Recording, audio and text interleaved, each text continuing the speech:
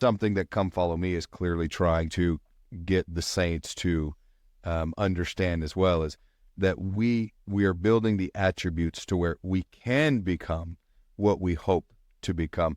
And that's exactly what this is alluding to here, is the journey, the development of the attributes and the desires and the love and seeking after those Christ-like attributes, which ultimately will lead to the final destination, so to speak, of what we all hope for in the future. But right now, we just need to focus day to day on, are we becoming that individual and developing those Christ-like attributes in our day-to-day life? And I think that's in part, President Nelson's current message is think celestial. Yeah, exactly right.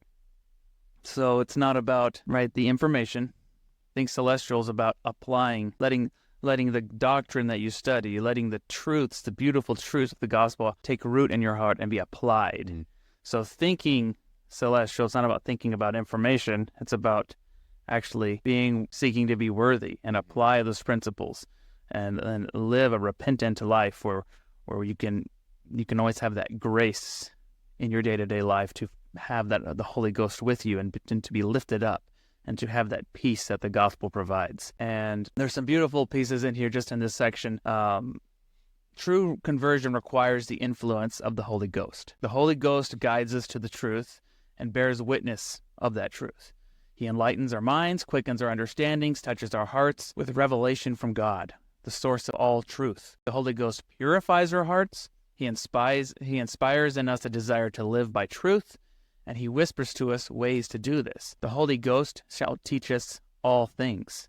So the Holy Ghost, inviting the Holy Ghost, having the Holy Ghost with us is paramount to correct use of the scriptures, of studying the Book of Mormon, and really doing it in a way that will provide conversion in our lives. And I like where it talks about he touches our hearts with revelation from God. One of the things that we really harp on with people is having that walk with God, that personal communion with the Father, that the grace and mercy of Christ allows to take place and to exist. And so often we don't take advantage of that. We don't realize that that's available to us in its fullness. And yet that's exactly what they're trying to convey to us here, is that truth directly from the Father is available to us and what we should be seeking after.